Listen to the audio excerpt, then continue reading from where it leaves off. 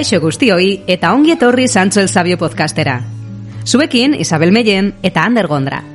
Bienvenidas y bienvenidos a este nuevo programa del podcast de Sancho el Sabio, a través del cual damos altavoz a la cultura vasca que se conserva en los fondos de esta fundación.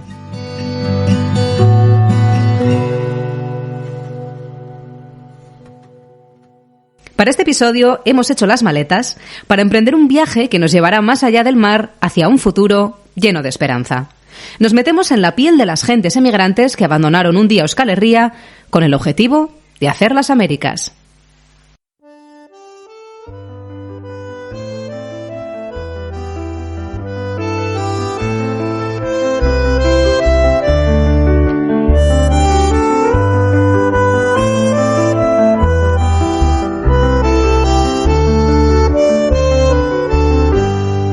Euskal Herriko lur maite hartan jaio nintzen baserrian, itzala hundiko intxaurrarbol bat dago gure atarian. Haren ondotik irten da noiz nahi maldako gaztaina. El hogar, dicen las personas que se han visto obligadas a abandonarlo, va allá donde te encuentres. En la memoria, en el corazón, en las palabras y acciones se despliega la cultura y las raíces que te anclan a un lugar y sus gentes. Y aunque te integres en un nuevo destino, con un contexto radicalmente distinto, incluso un idioma que no es el tuyo, tus orígenes forman parte de ti y se manifiestan a través de maravillosas formas de sincretismo. De este mantenimiento de la esencia y de convivencia al mismo tiempo entre culturas, nos da cuenta las miles de biografías de vascas y vascos que cruzaron el Atlántico desde el siglo XVIII hasta nuestros días, buscando una vida mejor, escapando de conflictos bélicos y dictaduras o por motivos religiosos. Orain hartzantzan Ameriketan arrantxo baten onduan, eguna pasa larrian eta giratzen naizen orduan, nere begiak gozatzen dira aldameneko onbuan. Muchas de estas personas no regresaron jamás, y sus descendientes siguen recordando los vínculos, algunos de ellos muy remotos, que los unen todavía a suelo vasco. A modo de esbozo de todas esas vivencias, vamos a rescatar la biografía de una de esas personas de la diáspora que dejaron huella, no solo en Euskadi, sino también en el continente americano. Los historiadores David Mota Zurdo y Virginia López de Maturana, en cuyo trabajo nos hemos inspirado para esta introducción, se refieren a este personaje de esta manera. Si en la historia del nacionalismo vasco existe una figura controvertida, esa es la de Jesús Galíndez Suárez, comunista, espía, homosexual y agente de la CIA, han sido las etiquetas más utilizadas para definir a este político, escritor y profesor por historiadores y periodistas que se han dejado llevar más por el mito que por la realidad.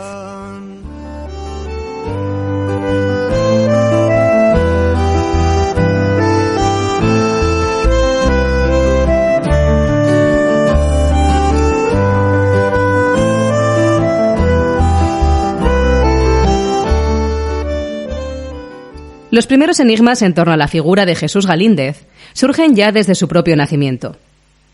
Durante mucho tiempo se dudaba si este había tenido lugar en Madrid o bien en la alavesa localidad de Amurrio, aunque todo parece indicar que efectivamente vio la luz por primera vez en la capital un 12 de octubre de 1915.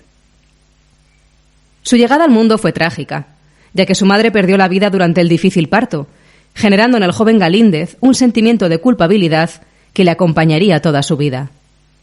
A pesar de ello, pudo vivir también una infancia y una juventud feliz, sobre todo cuando veraneaba en Amurrio, en pleno Valle de Ayala, una evocadora zona plagada de antiguas casas-torre, baserris y villas centenarias que conectan con las historias casi olvidadas de antiguos linajes vascos.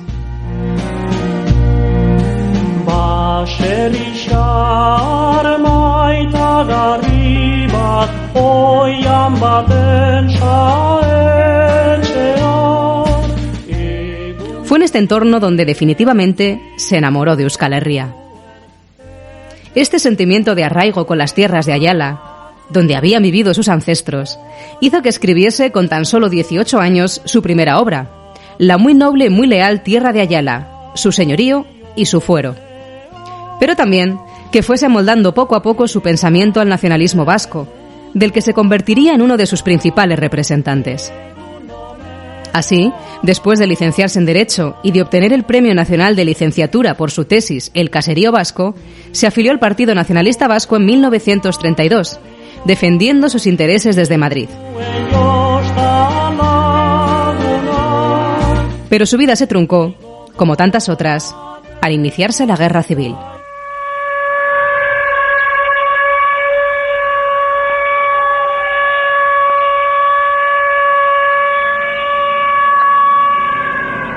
Como nacionalista y simpatizante de la República que vivía en el Madrid sitiado, Jesús Galíndez tomó la decisión de combatir y participar en la resistencia a favor del recién constituido gobierno vasco, que acababa de crearse en octubre del año 1936.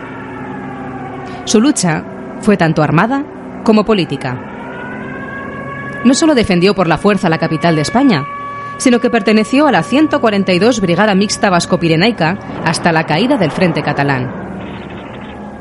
Mientras tanto, expedía salvoconductos para poner a salvo a la población, facilitaba su evacuación y desempeñó labores humanitarias dentro de la sección de presos y desaparecidos del gobierno republicano. Pero todos sus esfuerzos por defender la República no pudieron evitar la victoria bélica del fascismo. Un Estado totalitario armonizará en España el funcionamiento de todas las capacidades y energías del país, en el que dentro de la unidad nacional el trabajo, estimado como el más ineludible de los deberes, será el único exponente de la voluntad popular. El exilio fue la única salida para Jesús Galíndez, que primero escapó a Francia en febrero de 1939, donde conoció en primera persona las duras condiciones de vida del campo de concentración de Bernay-les-Bains, donde estuvo retenido 7 meses hasta que pudo marcharse a Burdeos, y desde allí coger un pasaje de barco que le llevaría hasta la República Dominicana.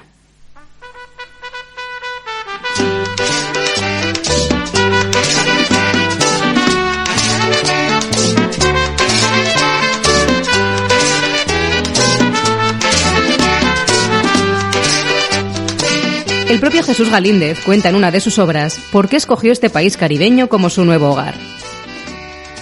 Busqué desde el principio un país pequeño a donde no se dirigiera la riada de refugiados y pudiera actuar por mí mismo, para bien o para mal.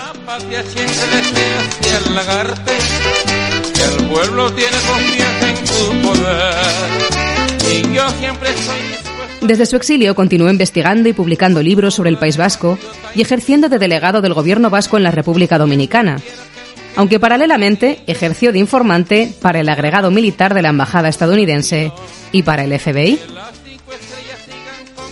Su labor como espía consistió en informar sobre los movimientos de la marina mercante nazi en el Mar Caribe o sobre la infiltración de agentes nazis, falangistas y comunistas en la isla.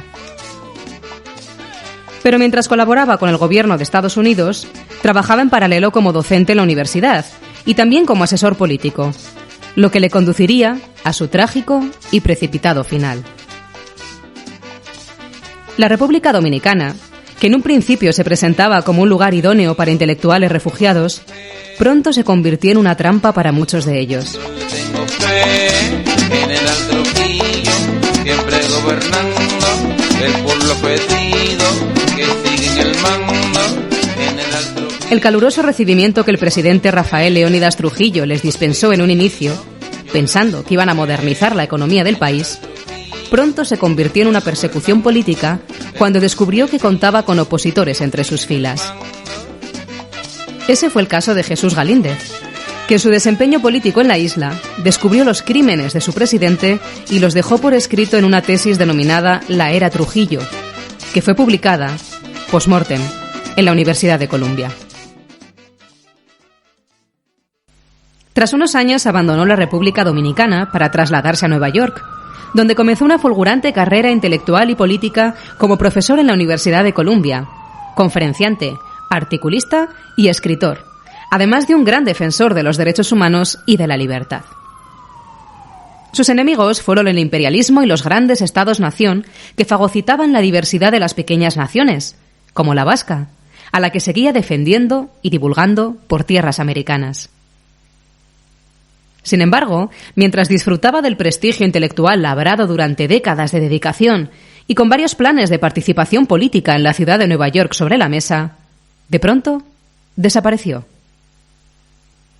El 12 de marzo de 1956 fue visto por última vez por una de sus alumnas, Evelyn Lang, que le dejó en la boca de metro de la calle 57 con la 8ª Avenida.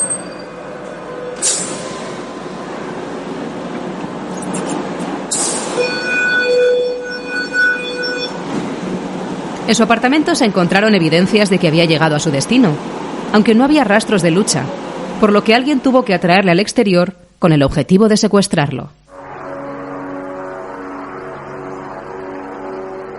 Después de un complicado periplo en avioneta, completamente sedado, fue trasladado de vuelta a la República Dominicana, donde dentro de una ambulancia, para no despertar sospechas, fue conducido frente al dictador Rafael Leónidas Trujillo. Algunas fuentes señalan que una vez allí fue interrogado y torturado hasta la muerte, tras lo cual su cadáver fue arrojado al mar.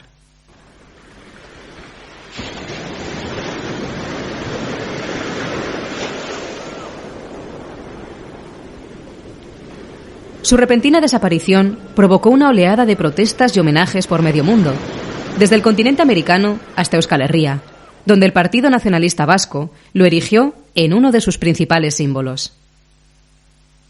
Convertido tras su muerte violenta en el vasco luchador de la libertad universal, como lo denominó un periódico argentino, debido a su lucha activa contra el régimen franquista primero y contra el de Trujillo después, comenzó a perfilarse su leyenda.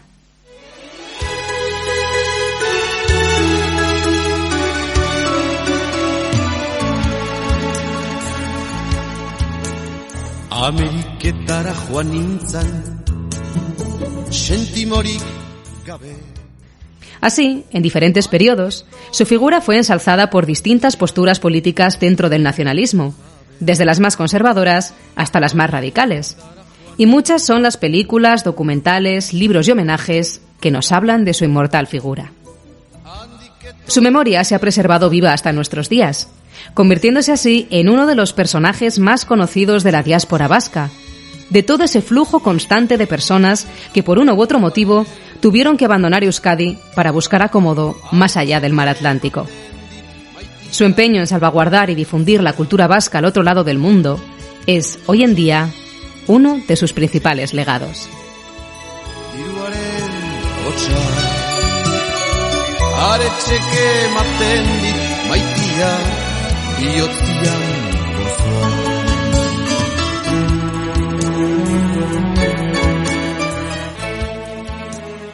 Jesús Galíndez Suárez no es sino uno más de los miles de vascos y vascas que desde el siglo XVIII abandonaron sus hogares y se marcharon en busca de una mejor vida a América, la tierra prometida. En el episodio de hoy queremos dar algunas pinceladas de esas biografías y también destacar la labor cultural que se realizó y realiza a día de hoy también desde las Euskal Etxeak del continente americano. Pero hubo otras vías de comunicación y de difusión de nuestra cultura en continente americano que seguro que nos sorprenderá. Para hablarnos de todo ello, contamos como siempre con Ander Gondra.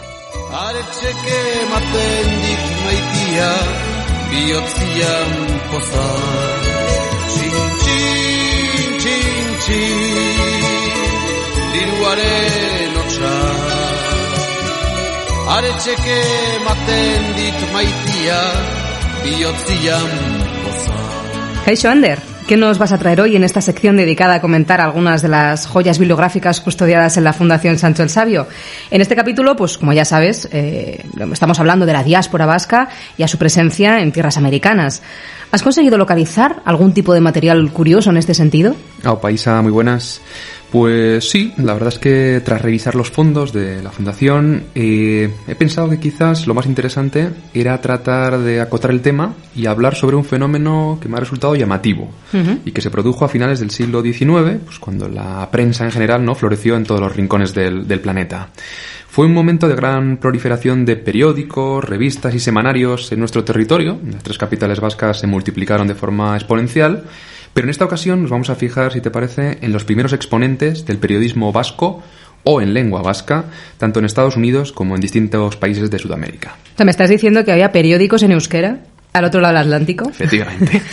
Bueno, es un tema original que además entiendo que nos va a demostrar 2 cosas, ¿no? Por un lado, la importancia que los periódicos y la prensa irían ganando poco a poco en la opinión pública, y también por el otro, la importante comunidad de vascos y vascas que debía existir ya para entonces, ¿no? A la hora de emprender este tipo de proyectos editoriales, porque si estamos hablando de un periódico con una tirada importante, significa que había gente que lo compraba.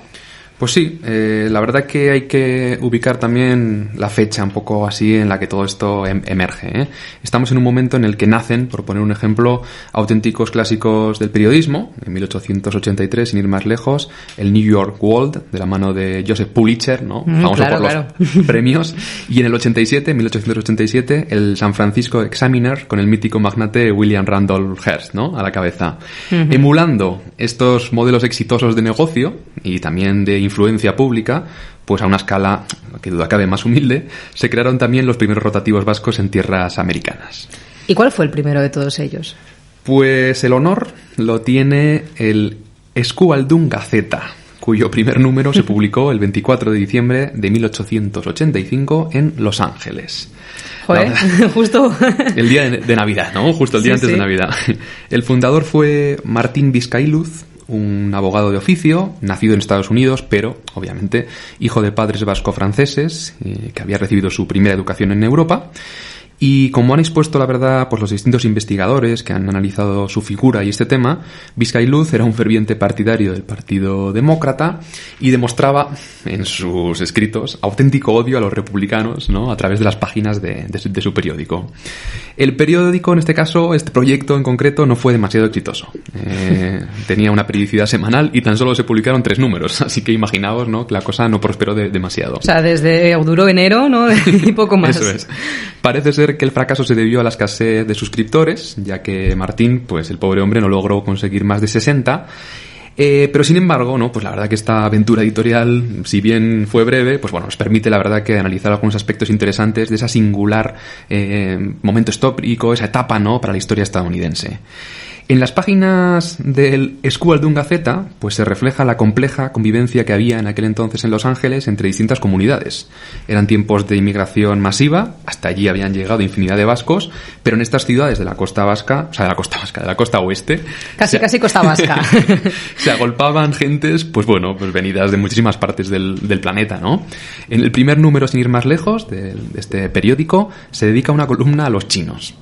Y la verdad que la posición del creador del periódico, pues hombre, es bastante controvertida. Se posiciona abiertamente a favor de la Anti-Chinese Union, una unión anti-China, digamos, e informa de que ya empiezan a ser numerosos, demasiados en Sacramento, que están empezando a llegar de forma masiva a San Francisco y a Los Ángeles, y él aboga por una medida verdaderamente radical.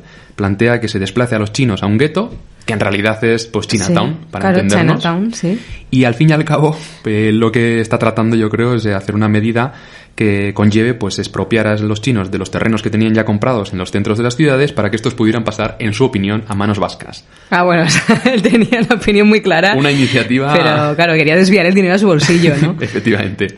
No solo habla de chinos, también se menciona a los indios americanos, se habla de los apaches, se repiten todos los tópicos que podéis imaginar sobre la condición belicosa, sangrienta de estas tribus, ¿no? A lo que nos encontramos en las películas del oeste, ¿no? Básicamente, sí. Un poco es imaginario. Hombre, eran tiempos en los que quizás los padres de este compañero, ¿no?, de este hombre, de Martín Vizcailuz, habían ido a hacer las Américas y a tratar de buscar ese dorado oro, ¿no?, que estaba aún muy presente en el imaginario colectivo. Así que sí, esa visión tanto negativa de las tribus originarias estaba presente. En general, la verdad, que lo que se pinta es un clima complejo en lo social, para nada calmado, ¿no?, y de muchos cruces seguramente y disputas entre todas las comunidades presentes.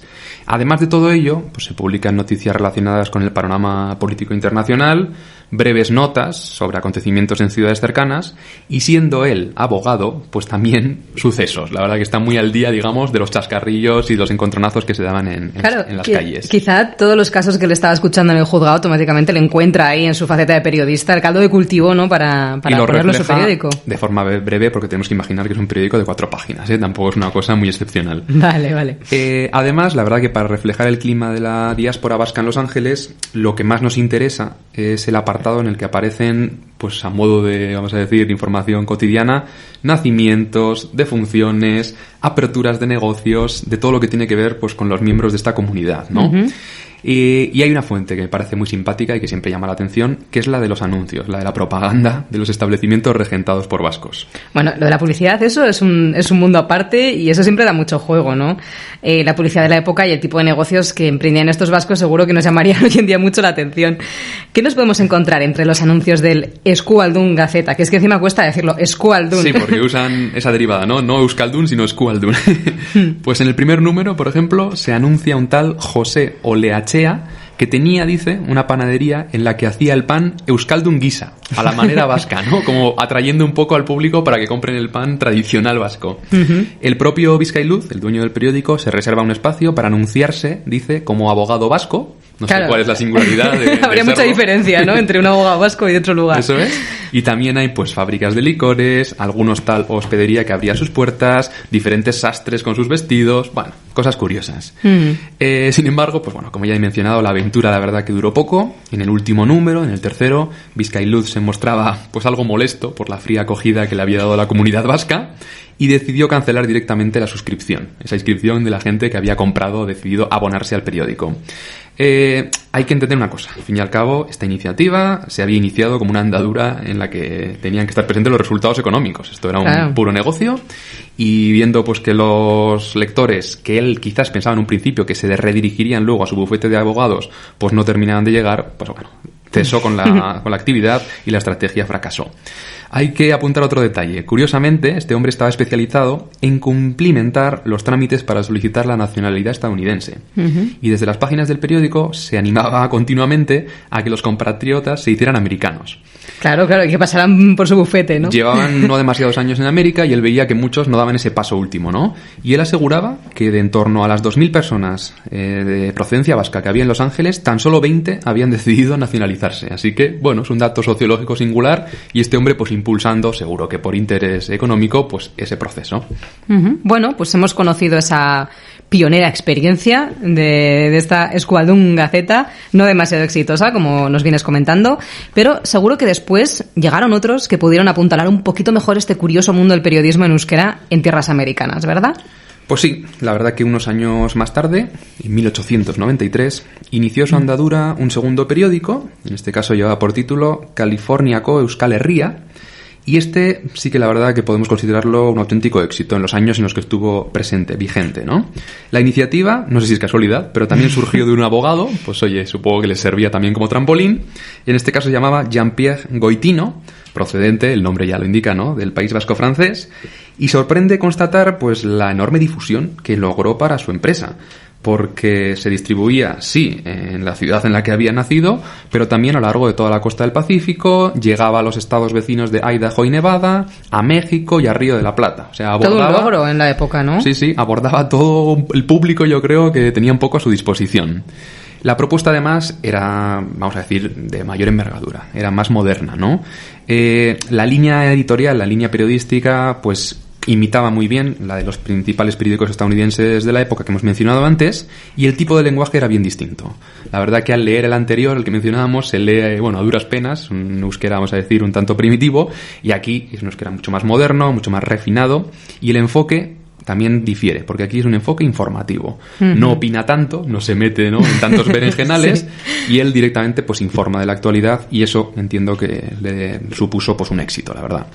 No se conoce demasiado, es interesante también, sobre la figura de este personaje, sobre la identidad del abogado, o sobre su vida, o sobre las razones que le llevaron a emigrar y a emprender este proyecto.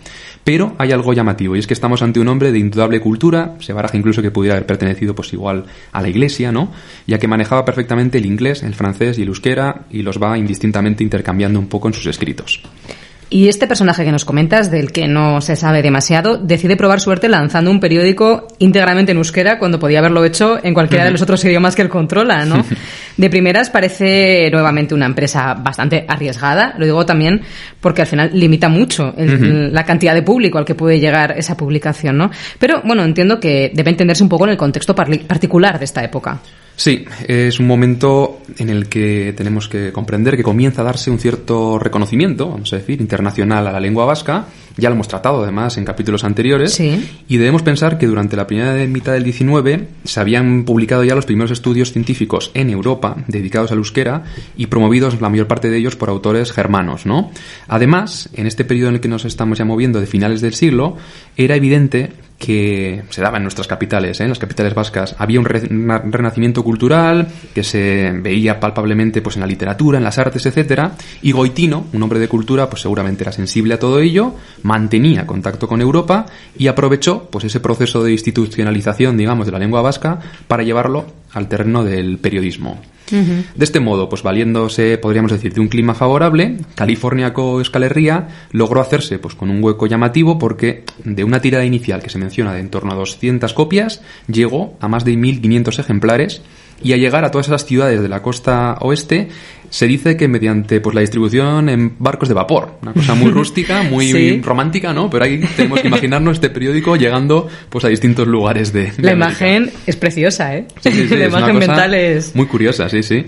En cuanto a los contenidos, pues hay algo que difiere desde luego del periódico que mencionamos anteriormente. Todo es más informativo y hay otra cosa. Hay un elemento original y es que tiene interés por la literatura en euskera, que comenzaba poco a poco a difundirse. Se publican bastantes reseñas de libros, también algunos poemas, de los cuales el propio Goitino es autor en algunos casos. O sea, que este también, como el anterior abogado, utiliza un poco el periódico como su plataforma personal, ¿no? Pero aquí no tanto porque pensara ser un literato, sino porque efectivamente manejaba la lengua, ¿no? Y le daba un poco a esta escritura.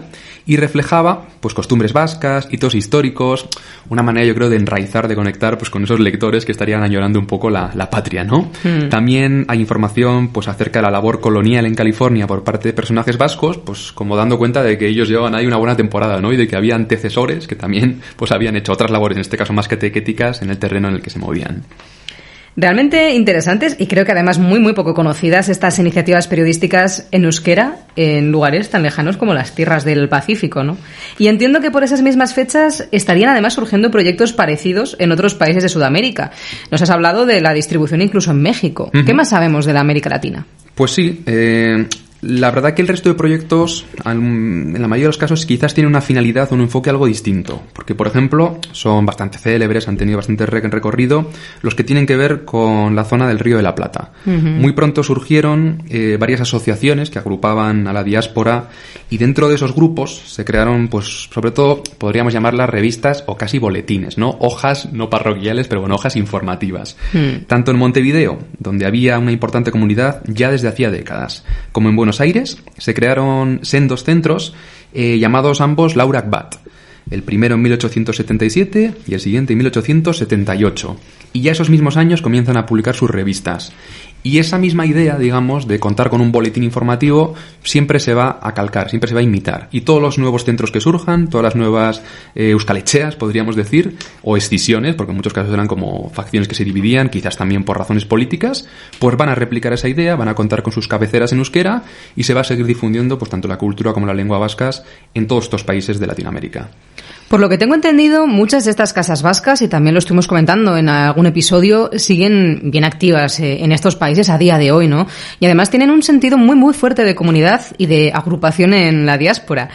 En esos sencillos boletines está, por tanto, el germen de todo ello, ¿no? De esa vinculación, de esa unión de grupo.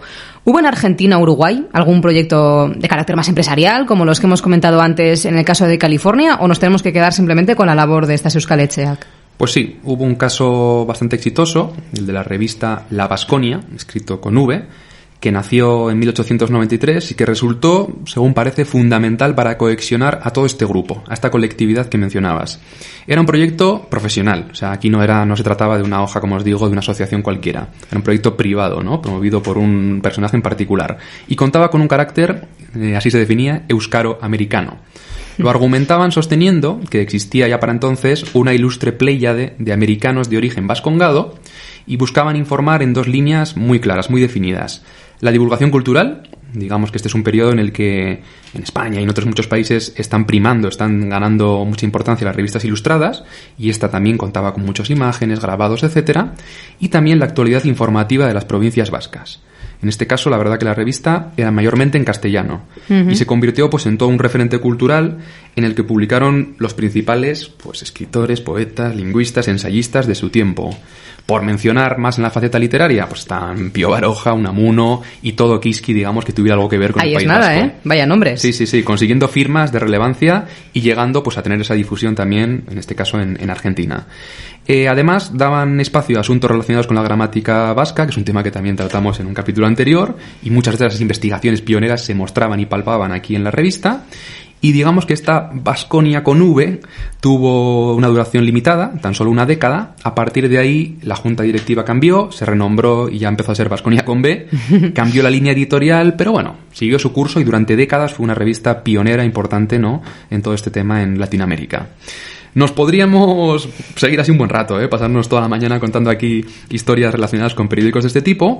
Hay otras muchas empresas y proyectos del estilo, pero se me ocurre si te parece una solución mejor para que los propios oyentes, pues bueno, sean quienes curioseen por su cuenta y averigüen nuevas publicaciones. A ver, cuéntanos, ¿cómo se puede seguir indagando sobre este tema y sobre todo dónde podemos leer estos periódicos que, como ya nos estás anunciando, están plagados de información muy curiosa procedente del otro lado del mar? Los que he mencionado al principio de California, efectivamente se pueden consultar a través de la plataforma de la Fundación Sancho el Sabio, están digitalizados, digamos, en memoria digital vasca, ¿no? Pero es que existe un proyecto concreto, específico, que trata de conformar una hemeroteca de la diáspora vasca, que es súper interesante, ¿no? Se llama Uranzadi Digital. Y en ese portal, que simplemente buscando Uranzadi Digital aparecerá, se han recopilado ya, pues la verdad que una cantidad importante de publicaciones surgidas en la diáspora, y es que, aparte de Montevideo y de Buenos Aires, las hubo pues en Cuba, en Colombia, en México, en Venezuela y en otros tantísimos países hasta llegar a Filipinas, ¿no? Entonces, pues bueno, fruto de estos esfuerzos recientes, cada vez están más accesibles estas publicaciones, se pueden consultar online y todo este clima singular, ¿no?, de la inmigración, rememorando un poco su tierra natal, pues lo podemos tener al alcance de un clic, por decirlo de alguna manera. Qué maravilla en el siglo XXI poder tener a golpe de clic lo que se estaba publicando literalmente en la otra punta del mundo en el siglo XIX, y que nos habla además de esas voces de esos vascos y vascas en la diáspora que nunca olvidaron su hogar natal y que de alguna manera quisieron rememorarlo y conectar con otras gentes similares a ellos a través de la prensa, ¿no? Preciosa esta historia. Sí. Es que ricasco. Vale, muchas gracias. Gabez navegatuz aurkitu zuten Amerika gela ontzi bat da eta urpozo indutik edaten genuen birak jangutako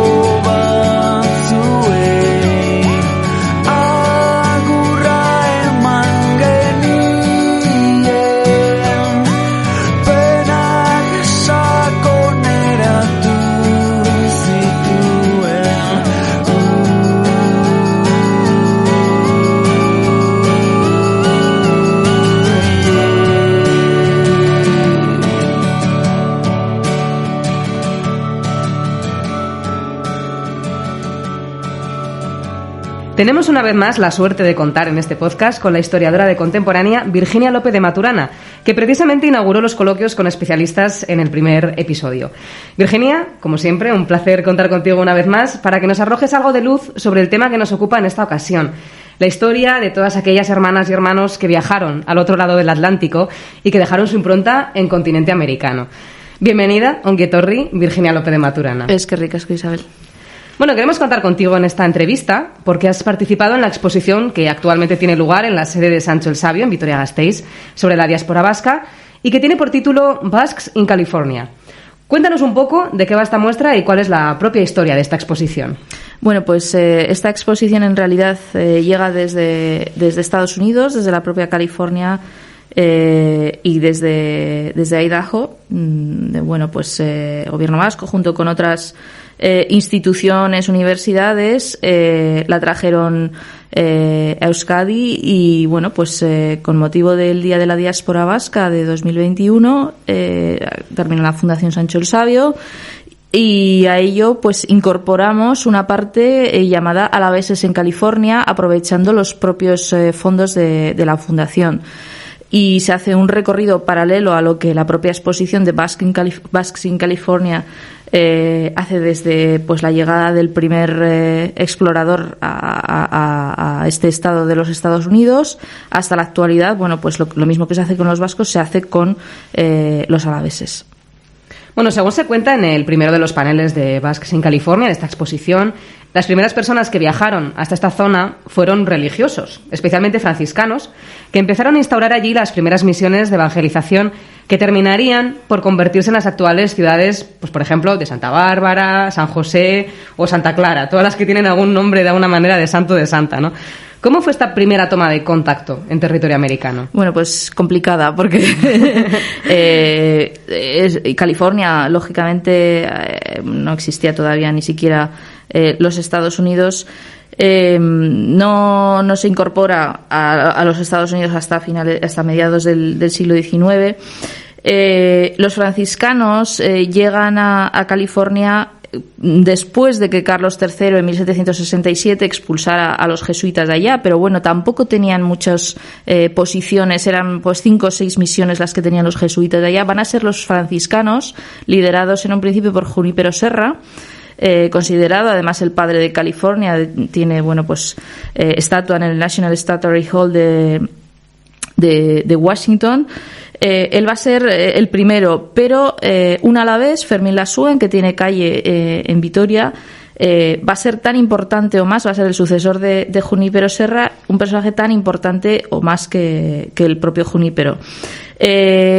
Ellos van fundando misiones en las que acogen a los nativos americanos, les enseñan una profesión, les enseñan a trabajar en la agricultura, la ganadería, además, y ellos van poniendo a estas misiones nombres pues de santos, y luego esas misiones van a ser el origen de lo que después van a ser las grandes ciudades de California. De hecho, actualmente uno puede, si va a California, puede visitar esas misiones. Están muy turísticos, son lugares muy turísticos actualmente, pero como digo, son la base de las grandes ciudades, pues como San Francisco, como Santa Clara, Santa Bárbara del estado de California. ¿Y qué aspecto tienen en la actualidad ese tipo de misiones? Aunque has dicho que tienen como un formato quizá un poco más turístico. Si vamos allí, ¿qué podríamos ver de aquella época? Siempre la iglesia, pues todo pues como muy customizado, ¿no? Como les gusta a los americanos, que los americanos saben vender muy bien hasta la presidencia, la investidura del presidente de los Estados Unidos lo convierten todo en un espectáculo. Pues estas misiones también son un espectáculo, pero ellos, como digo, conservan fundamentalmente la iglesia y conservan, algunas casitas en las que habrían vivido supuestamente los nativos americanos junto con los misioneros. Hay un detalle muy curioso que se cuenta en uno de los paneles y que tiene que ver con uno de los productos estrella hoy en día de la gastronomía californiana, el vino, cuyos orígenes, al parecer, tendrían que ver con estos misioneros del siglo XVIII. ¿Podemos afirmar que el vino de California es de origen vasco? Que desde luego los alaveses tuvieron mucho que ver en el desarrollo del vino en California, sí podemos decir. El vino de California es actualmente uno de los más importantes, es una de las denominaciones más importantes y mayormente reconocidas a nivel internacional. Y llegó hasta California de mano de los franciscanos. El primero que lo llevó fue Junípero Serra y después, sus sucesores. En un principio para administrar los sacramentos y para el día a día también de las personas que vivían en las misiones.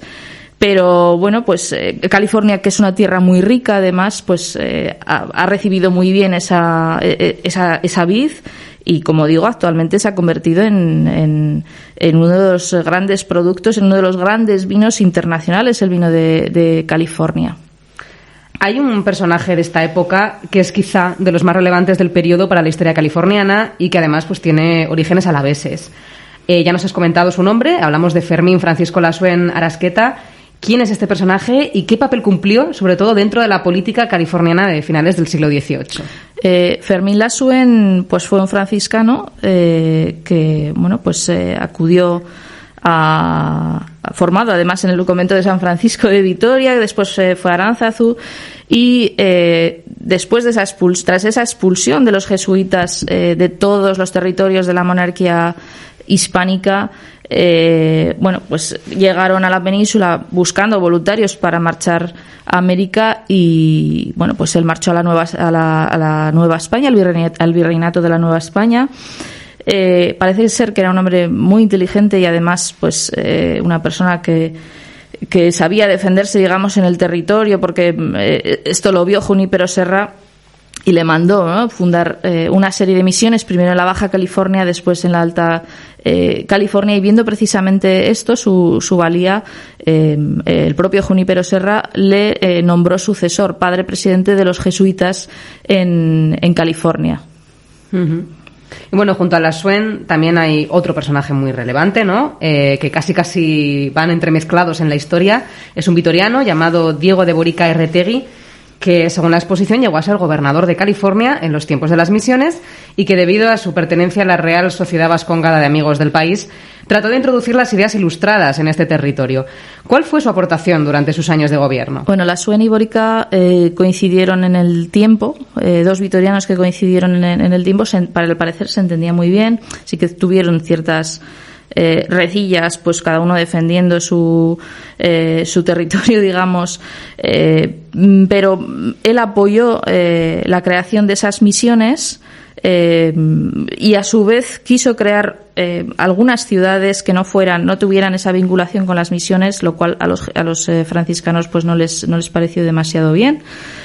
Y de hecho creó la ciudad de Branciforte, que hace referencia al apellido del entonces virrey de la Nueva España, pero al parecer, según la documentación y la bibliografía que he leído, pues allí acabaron yendo pues gente presos que salían de las cárceles de la zona de la Baja California, que pues a veces asaltaban las misiones. Bueno, pues hay una serie de enfrentamientos entre Fermín Lasuen y Diego de Borica. Finalmente terminó desapareciendo la ciudad de Branciforte, más bien la terminó absorbiendo la propia misión de Santa Cruz, que estaba justamente al lado de Branciforte. Pero todos estos personajes, tanto Fermín Lasuen como Diego de Borica, como Branciforte, quedaron en la memoria colectiva de California. Y en cuanto a las ideas ilustradas que trató de imponer en ese territorio, ¿tuvieron efecto? ¿O cuál es la huella que dejó toda esa ideología europea ahí en territorio californiano? Que, como bien nos cuentas, parece como el salvaje oeste, ¿no? Sí, bueno, pues como te digo, lo que intentó fue, junto con Fermín Lasuen, afectó a los nativos americanos, al desarrollo de las propias misiones. Pues invirtió muchísimo dinero en el tema de la ganadería, de la vid y demás. Bueno, pues esa fue la manera en la que ambos desarrollaron la zona de la Alta California. Ya hemos comentado pues cómo fueron un poco los inicios, ¿no?, de esta diáspora vasca California, y cómo tuvo en el origen un cariz sobre todo religioso, ¿no? A pesar de que también hay personajes laicos que trataron de implantar pues otro tipo de medidas. Sin embargo, los motivos por los que las vascas y vascos emigraron a América supongo que han sido muy diversos, ¿no?, a lo largo del tiempo, y cada uno tendría, por supuesto, sus motivaciones personales. Pero ¿cuáles fueron los principales motivos para abandonar el hogar y buscar una nueva vida más allá del mar? La situación cambió mucho en el siglo XIX. Fundamentalmente a partir de 1848, entre 1846 y 1848, ya fundados los Estados Unidos, no como los concebimos actualmente, pero ya fundados lo que son los Estados Unidos como país. como digo, entre 1846 y 1848 una guerra entre México y los Estados Unidos. En 1848 se firma el Tratado de Guadalupe Hidalgo, que incorpora, según el cual se incorpora California a los Estados Unidos, y a partir de ese momento las personas desde lo que las antiguas 13 colonias van yendo hacia el oeste, el famoso Far West y todo este tema, porque les entró lo que se denomina la fiebre del oro, ¿no? Se pensaba que allí iban a hacer, digamos, el agosto, van a encontrar muchísimo oro, demás, y muchos vascos y vascas marcharon desde lo que actualmente es América Latina hacia California, precisamente por el tema del oro. Es en este momento en el que se dan cuenta que efectivamente el oro no es la panacea, que no van a encontrar allí, y ven dónde está realmente el negocio, que es en el pastoreo. Y ese es el inicio de, bueno, pues esa marcha de muchos vascos, como digo, que residen en lo que actualmente es América Latina, pero también desde aquí, desde Euskadi, marchan, pues en primer lugar, pues como consecuencia de las guerras carlistas. Muchos vascos, por temas políticos, marchan hacia América, y también por motivos económicos. Bueno, pues aquí la situación, digamos, en el siglo XIX no es excesivamente buena, ni en clave económica ni en clave política, y marchan, bueno, pues a hacer lo que ha sido toda la vida, hacer las Américas. El tiempo y la distancia geográfica a veces pueden hacer que la memoria de algunos personajes vascos y alaveses ligados a la historia de California se vaya poco a poco perdiendo. ¿Cuál es el legado actual de estos primeros emigrados en América? Y también a la inversa, ¿lo seguimos recordando desde casa, desde aquí? Yo creo que muy poca gente conoce, por ejemplo, a Fermín Lasuen y a Diego de Bórica. Y sin embargo, están en nuestro presente, en nuestra identidad colectiva, por ejemplo, en las calles. Vitoria tiene calle dedicada tanto a Fermín Lasuen como a Diego de Bórica, pero sobre todo en California.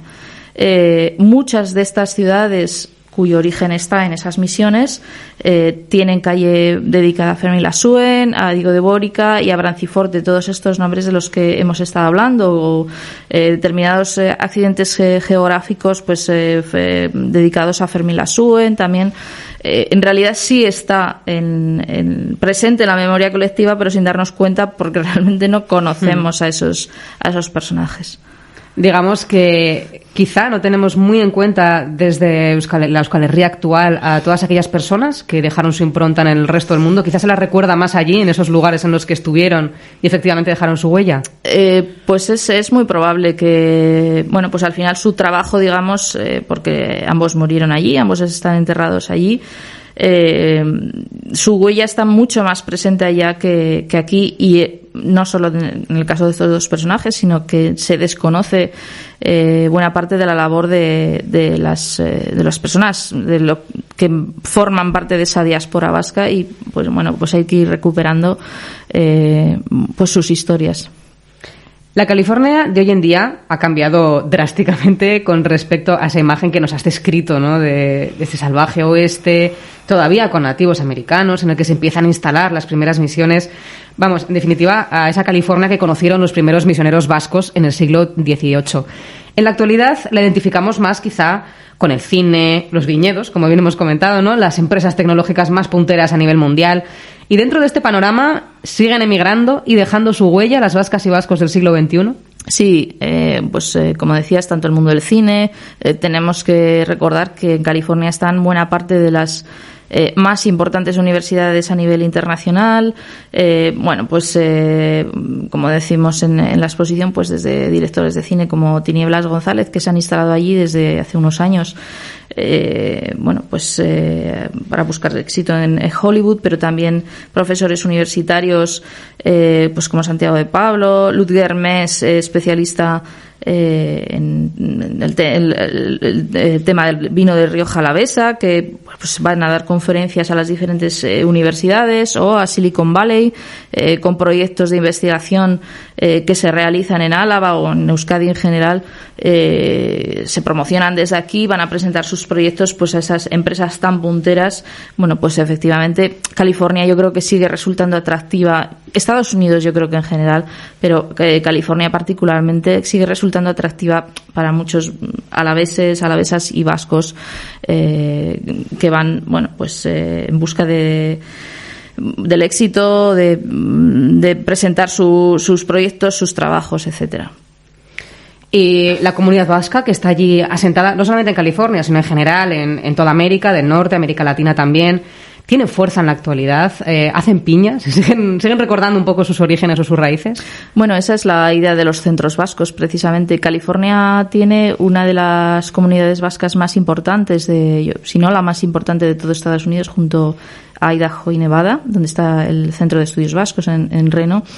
Incluso en América Latina yo creo que los centros vascos siguen teniendo fuerza y son centros de socialización, pues unos más pequeños, otros más grandes. Yo he estado en algunos países de América Latina y siguen, como digo, se siguen reuniendo, tira ese origen, pero bueno, pues también en el caso de los gallegos, de los asturianos, se puede ver, ¿no? Siempre tiras, las personas tiramos a lo que es más parecido, a recordar esas raíces, a lo que culturalmente es más parecido, aunque sepamos integrarnos, porque yo creo que los vascos hemos sabido integrarnos, siempre buscamos esas raíces y efectivamente esos centros vascos siguen teniendo mucha fuerza tanto en Estados Unidos como en toda América Latina.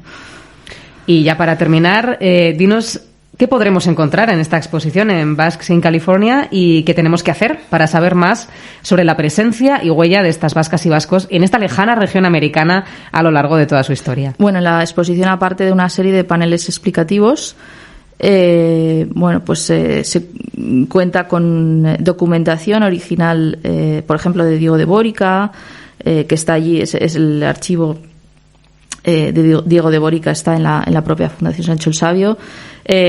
Una documentación, bibliografía sobre bueno, pues todo este recorrido desde el siglo XVIII hasta el siglo XXI que hemos estado explicando. Y bueno, pues animo a todas las personas interesadas que vayan pues a visitar tanto la parte de Basques en California como la parte de alaveses en California, pues que, como digo, está bien documentada. Para saber más, bueno, pues los propios paneles, cada uno explica o tiene una pequeña bibliografía para que hace referencia, ¿no?, a cada uno de los temas que se explican en la exposición.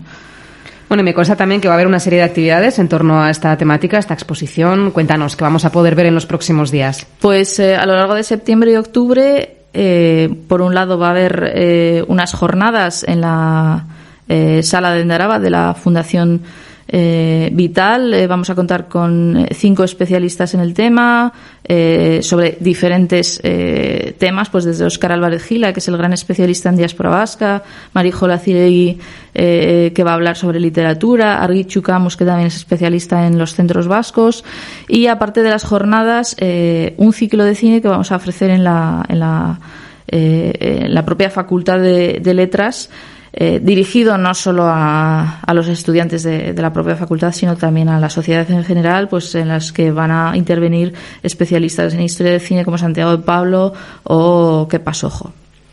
Bueno, pues muchísimas gracias por esta panorámica que nos has dado, Virginia, sobre la presencia de vascos y vascas en un territorio tan lejano aparentemente del País Vasco como puede ser California, pero al mismo tiempo que ya nos has demostrado que es tan cercano y que nos unen unos vínculos y unos lazos muy fuertes.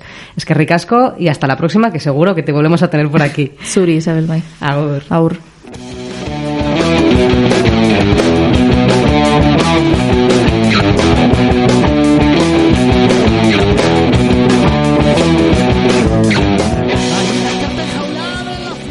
Ei, kaixo, itzalen lagunak, zuekin, Javi Soto. Hemen hasten da, itzalekin jolasten, argazkien unibertsoa izpide duen audio saioa. Ez da erraza izan gaurko saioa Sancho el Sabio podcastak proposaturiko gai orokorrari lotzea, baina zeo zer egin dugu eta interesgarria izango delakoan gaude. Euskaldunek estatu batuetan bizitakoa eta gaur egun oraindik ere bertan duten eragina nabarmena da. Zentzu honetan, oso interesgarria aurkituko duzue Isabelek eta Anderrek prestatutako saioa. Baina gure txoko honetan argazkilaritza da protagonista, eta egia esan behar badizuet, gaiari nola heldu argien eukala, burua berotzen ibili naiz. Eta azkenik, argitsua piztu zait, eta estatu batuetan jatorria duten, eta argazki funts eta bildumekin lan egiteko aproposak diren, hainbat baliabide ekartzea bururatu zait. Denen eskura dauden baliabideak dira gainera, izan ere, interneten bidez erraz kontsulta daitezke. Eta badakizue saio honetan asko maite dugula internet helburu didaktikoekin erabiltzea. Dagoeneko badakizue argazkiak ondare diren dokumentu gisara tratatu daitezkela. Eta tratamentu honek jakintza zehatza behar duela, irudiez gozatzeko, nola eginak dauden eta nola kontserbatu behar diren jakitea ezinbestekoa delako. Trebakuntza lortzeko, formakuntza egitarauak badaude, gutxi, baina geroz eta gehiago. Baina, ikastaro batetan ikasitakoa sendotu eta errotzeko beste baliabide batzuk ere badaude. Egia da, eskarmentua hartzeko bide bakarra eguneroko materialekin lan egitea bezalakorik ez dagoela. Hasteko, originalekin lan egitean, material hauen konplexutasunaz ohartzen zarelako. Eta teoria eta praktika bereizten ikasten duzulako. Eta sinetxi esadatzue, errealitatea beti da zailago. Horreitik, etengabeko prestakuntza eskatzen du jarduera honek, eta horretarako liburuak daude bai. Baina gaur egun interneten baliabide oso interesgarriak ere badaude, laguntza polita eskaintzen dutenak. Hauetako batzuk, estatu batuetan sortutako ekimenetan oinarritzen dira. Eta gaur halako gutxi batzuen aipamena egingo dizuet. Lehendabizikoa, unibertsitatean jatorria daukan ikerketa gune bat da. Hain zuzen ere, Rochester Teknologia Institutuan kokatuta dagoen irudiaren iraunkortasunerako institutua dugu. Irudiaren iraunkortasuna, bai interesgarria ez da? Ikerketa gune honen helburua mundu mailan ondare kultural diren bildumen kontserbazioa bultzatzea da. Artxiboetan, museotan, liburutegitan eta halako erakundetan. Horretarako, etengabeko ikerketa egitaraua garatzen dute material hoien kontserbaziorako ezinbestekoak diren alorretan. Hala nola, ingurugiroari lotutako ikerketa, hau da, adibidez, zaindu nahi ditugun argazkiak zein ingurugiro baldintzetan gorde behar ditugun jakiteko edo ze material erabili behar ditugun argazkiak babesteko ikerketa egiten dute. Eta honekin batera, mota guztiako materialak ere probatu egiten dituzte. Lan egiteko tresnak ere eskaintzen dituztelarik. Eta tresna hauek eguneroko lanerako oso onak dira. Adibide bat jarriko ditzuet. IPIN, hau da, Image Permanence Institute, irudiaren iraunkortasunerako instituto horretan alegia, Graphic Atlas, Atlas grafikoa izeneko tresna doainik erabil daitekena topa dezakegu. Tresna hau aluzinantea da. Emandako argazki bat ze prozeduraren bitartez egina dagoen eta babesteko baldintzarik onenak zeintzuk diren jakiten laguntzeko egina dagoen tresna bat da. Egituraz web orri bat da eta informazio asko ematen du. Irudiak egiteko 40 prozedura inguru aztertzen ditu oso modu grafikoan. Baita ulertzeko moduko adibideak jarri ere. Informazio guztia prozedura bakoitzaren hainbat foto mikrografiez lagunduta dator. 200 aldiz handitutako irudi adibideekin. Sar zaitezte graphicatlas.org lekuan eta kuskusiatu. Ikasi prozedura bakoitza identifikatzeko dauzkazuen tresnak, edo alderatu bi prozedura ezberdin. Hasi berria zarela, ikusi bideo tutorialak. Hori bai, inglesez daude, baina Kaliforniara joandako euskaldunek ere inglesa ikasi behar izan zuten. Adibidez, demagun etxean argazki zarrak dauzkatzula, edo argazkiak gordetzen dituen erakunde batean lan egiten duzula. Zer daukasun eta nola dagoen jakitea oso interesgarria da. Atlas honek adibidez betetako metodologia zientifikoa eskaintzen dizu hasieran sor daitezkeen galderei erantzuna emateko.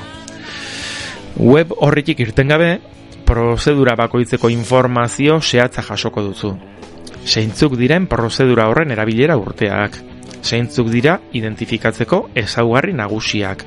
Zein beste prozedurekin nahastuta egon zaitezken, prozeduraren deskribapen orokorra, edo irudien bitartez deskribapen zehatzagoa ere emango dizu. Adibidez, euskarriaren inguruko informazioa ematen du, tonua, kolorea, formatuak, muntatu egiten ziren edo ez, argazkiak bukatzeko teknika bereziren bat erabiltzen batzen ere, bertan agertuko zaizu azalduta. Eta garrantzitsua den beste gauza bat ere ikusi ahal izango duzu leku honetan, argazki prozedura bakoitzarekin lotutako narrioen ezaugarriak. Begira, agian gure argazkiei dedikatutako txoko txikitxo honetan, narrioei buruz hitz egiteko aukera ere izango dugu egunen batean. Gaia benetan interesgarria delako. Adibidez, albuminaren prozedurarekin eginiko argazkietan, ohikoa izaten da gune argitsuenak horituta ikustea, edo sulfurazioa ematea, edo oksidazioa, eta hau gertatzeko arrazoiak ezberdinak izan daitezke. Prozesuari lotutako arrazoiengatik izan daiteke, argazkia argitara gehiegi eduki izanagatik gerta daiteke, airean dauden kutsatzaileen eraginagatik ere izan daiteke, itxatxita egon den kartoiaren kalitate eskasagatik ere izan daiteke, temperatura, ezetasuna, hau guztia eta askozaz gehiago, grafikatlas honetan oso era didaktikoan azalduta aurkituko duzue. Bilatu ere, ipiren argitalpenen txokoan, batzuk PDF formatuan doainik deskargatu daitezkelako. Eta benetan, batzuk oinarrizkoak direlako. Urte askotako ikerketa eskarmentuan oinarrituta daudela alegia. Eta behin baino gehiago kontsultatuko dituzuelako. Honekin batera, aipatu nahi dizuedan beste baliabideetako bat interneten ere topa desakezue eta informazio baliotsuz beteta dago. Amerikako Kontserbaziorako Institutuaren barruan dagoen material fotografikoen taldea ari naiz. Hau da, American Institute for Conservation barruan dagoen Photographic Materials Group. Talde hau ondare kulturalaren zaintzan lanean dabiltzan profesionalez osatuta dago. Eta bere helburuetan ikerketa zientifikoa bultzatzea dago. Hala nola, publikoa eta profesionalen arteko ezagutza elkarbanatzea. Baliabide erabilgarri bezala argitalpin asko dauzkate, eta doaneko ikastaroren bat ere egin dezakegu. Argitalpenen artean, liburuak daude bai, baina benetan interesgarria iruditzen zait, 2 urtetan behin Topics in Photographic Conservation izen berupean bildutako artikuluak jasotzen dituen txokoa.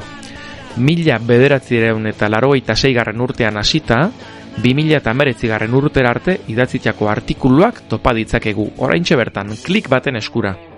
Adibidez, 1986 urte horretan, Grant B. Romer argazkien kontserbazioan adituenetako batek, oraindik ere argazkien kontserbazioaren zientzia hastapenetan zegoela idazten zuen, oraindik ere argazkiak zaintzen lanean zeudenak gutxi zirela, are gutxiago argazkien konplexutasunaren arazoa ulertzen zutenak, eta arreta jartzen zuen errepika ezinak diren argazkiak ondo ulertu gabe erakusketetan erabiltzeko arriskuetan.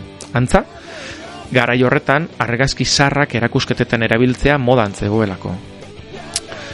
2019 urteko artikulu sortak ikusita, argazkien kontserbazioaren zientzian etengabeko garapena eta hazkundea ikus daiteke, artikuluen izenburuei begiratuta soilik. Talde honek ere wiki bat dauka, hau da, era kolaboratiboan gaiari buruz informazioa gehitzeko leku bat. Bertan dauden ekarpenak asko dira eta oso interesgarriak. Eremu espezializatuetan banatuta daude, adibidez, argazki kontserbazioa, argazki materialak, dokumentazio eta analisia, erakusketa eta garraioa, hauek beste batzuen artean. Eta argazki bat zaintzeko, argazki bat zer den jakitea zeinen garrantzitsua den azpimarratzeko, aldakizue zein den horrian topa daiteken lehendabiziko artikuluaren izenburua? Hause, what is a photograph? Zer da argazki bat? Sartu eta irakurri definizioa. Eta ondoren esango didazue, ados zaudeten, edota definizio zabalagoren bat proposatuko zenuketen. Ia ba, hor dauzkazue katea osatzen joateko 2 kate begi polit. Ni banoa. Urrengoan gehiago. Nire hitzak rock and roll latz bezain kilikagarriarekin apainduz, Motto Gasteizko taldearen Death Leather Office abestia entzun duzue. Galderaren bat izan eskero, zuzendu beti bezala, posta elektronikoa itzalekin jolasten saiorako dela zehaztuz. Ondo izan, eta urrengor arte, itzalen lagunak. Posta de azúcar explota.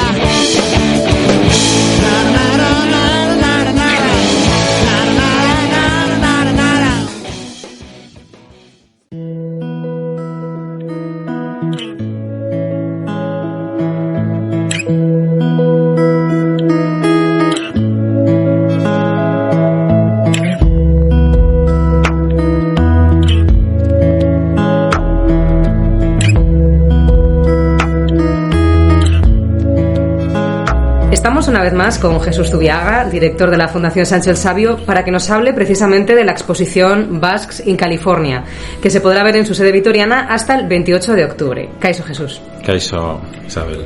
Bueno, Virginia López de Maturana ya nos ha comentado brevemente que esta exposición proviene del otro lado del charco y que la Fundación Sancho el Sabio la ha adaptado para que pueda verse aquí en la sede de Betoño. Cuéntanos, ¿cómo ha sido el viaje de esta exposición desde Estados Unidos hasta aquí? Supongo que un viaje un poco largo. Sí, además con una serie de casualidades o de encuentros, hablando con la dirección de la Comunidad Vasca en el Exterior de Lehendakaritza del Gobierno Vasco, hablando de otro tema, surgió pues que el día 8 de septiembre se celebra el Día de la Diáspora Vasca. Llevan 4 años celebrándolo institucionalmente, y el director de la Comunidad Vasca en el Exterior, Gorka Álvarez Aramburu, me comentó que tenían una exposición que se había celebrado, que se había expuesto ya en Estados Unidos, en California, como inicio, y que la estaban itinerando por todo el País Vasco.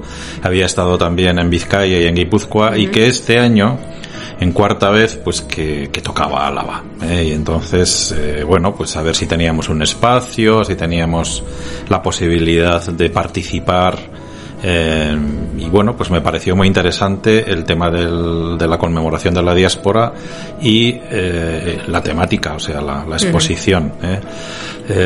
Bueno, ahí surgió. Y lo que comentamos y lo que siempre hace la Fundación Sancho el Sabio en el caso de que tengamos exposiciones, como en este caso, pues ya previamente diseñadas, montadas con un contenido ya completo, lo que nosotros hacemos es siempre poner nuestro grano de arena o nuestra visión, y nuestra visión es siempre añadir la documentación original que tengamos aquí, que esta exposición en origen no tenía, bueno, en California sí tenía alguna, pero no tenía documentación original, y nosotros añadimos lo que nosotros tenemos del tema, que lo exponemos, y además, ya que se celebraba en Álava, pues hacer especial hincapié en los personajes alaveses que hubiesen tenido influencia en California, ¿no? Como vascos, también de migración o de lo que fuese en California, ¿no? Y bueno, el trabajo, pues al final el comisariado lo organizamos con Virginia López de Maturana, que ya sé que le has entrevistado también. Y bueno, esa es un poco la partida, es el planteamiento de partida. Y esta es la primera vez que acoges una exposición de este estilo, proveniente de América. ¿Cuál es la relación que tenéis con las Euskal Etxeak, museos o con centros vascos que se han desarrollado en la diáspora? ¿Es algo fluida esa comunicación? Bueno, las características de estos centros, bueno, son muy diferentes efectivamente a lo que nosotros somos, ¿no? Pero sí nos interesa toda la documentación que generan. Pues por ejemplo en Argentina, en Buenos Aires, pues han publicado históricamente unas revistas y unas monografías muy interesantes, y siempre nuestro contacto es interesado en ese sistema, en ese sentido, en el de intentar conseguir manifestaciones impresas o de sus actividades, ¿no? Pero sí tenemos bastante contacto con la Universidad de Nevada en Reno, que, bueno, como sabéis, tiene un departamento de estudios vascos. Ahí es donde está el origen o el trabajo de Jon Bilbao, y desde la época de Jon Bilbao incluso Eusko Bibliografía, que es el logro de Jon Bilbao, pues cuando Jon Bilbao se jubila se instala en Sancho el Sabio. Quiero decir, la relación siempre ha sido muy fluida, y a través de esa relación con la Universidad de Nevada recibimos información de todo el mundo de la diáspora vasca de esa zona, que entra también California, Idaho, o sea que es la zona con más presencia vasca históricamente en Estados Unidos. Y esa es, digamos, nuestra puerta de entrada a ese mundo. Y ya centrándonos un poquito más en el contenido de esta exposición, ¿cuáles son los aspectos que más destacarías? ¿Qué es lo que a nivel personal quizá te ha parecido más curioso, o también pues de la gente que está viniendo aquí a verla de forma presencial? ¿Qué es lo que más le está gustando al público? Bueno, el añadido que hemos hecho en Sancho el Sabio de la documentación es muy curioso, porque, bueno, las dos grandes figuras que van a aparecer entre vascos en California, pues van a ser alavesas, sobre todo en el siglo XVIII, ¿no? Y ahí va a estar, pues, Fermín Lasuen y Diego de Bórica. Fermín Lasuen como la máxima autoridad religiosa de esa época, y Diego de Bórica como la máxima autoridad militar y civil, que además coinciden en época, ¿no? Y bueno, Virginia López de Maturana, que ha hecho pues una investigación para añadir esos textos complementarios a lo que es el texto de la exposición original, bueno, pues ha ido descubriendo cosas, ¿no? Tenemos en uno de los archivos que hemos trabajado, el archivo de Marqués de la Alameda, que es netamente alavés, pues uno de sus mayorazgos es Bórica, y ahí está toda la documentación de Bórica. Y luego de Fermín Lasuen, pues bueno, tenemos cosas muy curiosas. Les llama la atención que Álava siempre ha mantenido, además de una forma poco conocida, pero siempre ha mantenido una relación con California, con el tema de Fermín Lasuen sobre todo, Y hay un grupo de amigos de Fermín Lasuen, de la conmemoración de la memoria de Fermín Lasuen, que ha ido haciendo viajes paulatinamente a California, pero estoy hablando pues cada 5, cada 10 años, pero viajes además que podían estar un mes en California recorriendo todas las misiones y todas las fundaciones de Fermín Lasuen, ¿no? Y bueno, y cosas que estábamos hablando antes con el tema del vino, ¿no? Pues estamos seguros de que gran parte del viñedo californiano, y incluso el otro día comentábamos en un programa de TV que era Vascos por el Mundo, pues salían en la zona de California y luego en la zona también de México, pero de la Baja California, pues unas extensiones hermosas de viñedo, y el dueño decía: estos son viñedos trasplantados de viñas de Álava. Es algo que no difundimos, efectivamente, que no difundimos, pero está claro que esa difusión del viñedo por esa zona, que además se supone que está vinculada a la Suen y a las órdenes religiosas que se iban instalando, evidentemente es Álava, o sea, su origen es Álava. ¿Y de dónde va a llevar los viñedos? Pues de dónde era, ¿no? O sea que es una de las cosas que quizá hemos añadido en esta exposición. Luego, pues es llamativo, se hace un recorrido histórico. Los textos originales de la exposición están basados en la obra de Asun Garicano. Y bueno, pues es una visión muy completa, es un gran trabajo que hizo Asun Garicano, y que luego adaptaron, porque tiene que ser visual, y bueno, son textos que ya llaman, si vienen a la exposición, hay mucho texto, pero en la exposición original es trilingüe, o sea, inglés, euskera, español. Entonces, cualquier texto que hagas al final ocupa, al hacerlo en tres idiomas, ocupa una extensión considerable en cualquier panel que diseñes, ¿no? Y bueno, es llamativo también la visión actual, ¿no? Las calles, como recuerdan en toda la zona de California, Idaho y Nevada, pues hay muchas calles de apellidos vascos, hay hoteles, hay negocios, o sea, hay apellidos vascos continuamente en el día a día de estas zonas, ¿no? Y bueno, eso que no lo haríamos en una exposición histórica, pues esta exposición ayuda mucho a dar una visión de la situación actual de, digamos, la cultura vasca y el mundo vasco en California, sobre todo. Bueno, y nos consta que en la presentación de esta exposición, en la inauguración, estuvo el lehendakari Iñigo Urkullu, rodeado de algunas autoridades vascas. ¿Cómo fue esta visita? ¿Cuál fue su impresión? ¿Y os dijo qué es lo que más le había llamado la atención a nivel personal? Sí, la verdad es que, bueno, fue una visita que resultó muy agradable. Con el tema de la pandemia, pues, claro, tuvimos un control de afluencia pues corta, ¿no? Entonces realmente fue institucional, quiere decir que no había muchas más opciones, ¿no? Por el aforo, por lo que se permitía.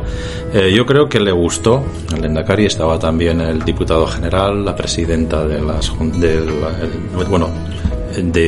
Parlamento Vasco, una representación de las juntas generales, del ayuntamiento, estaba el teniente de alcalde, o sea, era el día de la diáspora y había una representación institucional.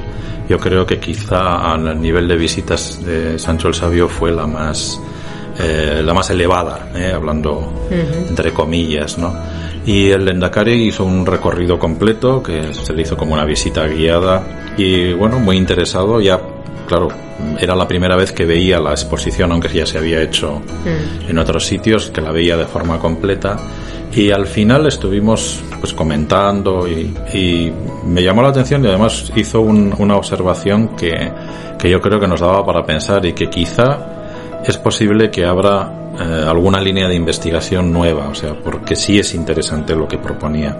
La exposición está muy centrada en los vascos que van a América, o sea, los vascos, y en esta zona, pues además muy centrada en la zona de California, pues por motivo de que es de las zonas, como he comentado antes, con mayor presencia vasca, pues una forma de organizar un día de la diáspora, pues era efectivamente buscar una zona geográfica que tuviese una representación, ¿no?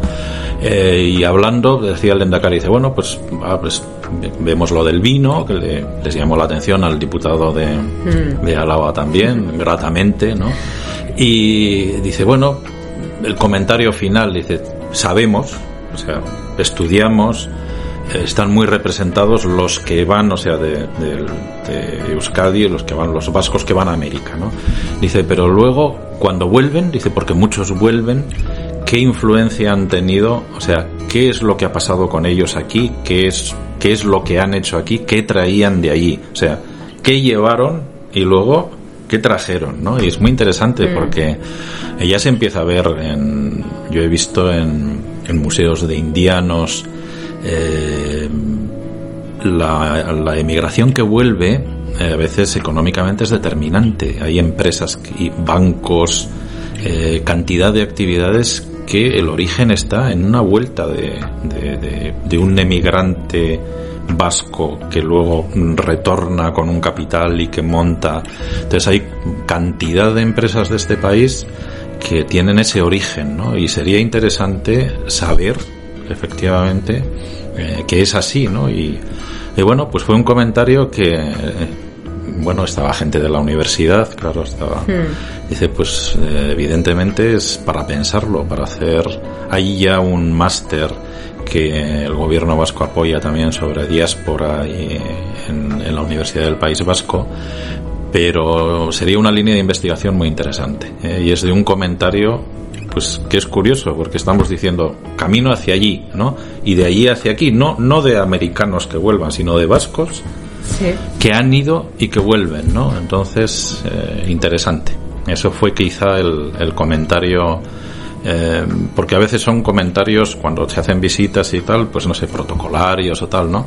Pero eso demostró que había un interés por detrás, ¿no? Y el ver un poco con una visión completamente diferente, porque nosotros íbamos en unidireccional, ¿no? O sea que esto es bidireccional.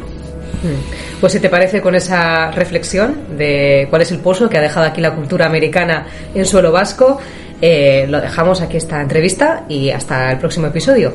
Pues sí, muchas gracias, y animar a la gente a que venga. Es interesante, sobre todo, como hemos comentado, si al Lehendakari le resulta llamativo y tiene una idea y ve una duda, pues a ver qué más dudas generamos en los visitantes. Eso, lo importante es dar lugar a la reflexión. Eso es. Es que ricasco. Es que ricasco, agur. Agur.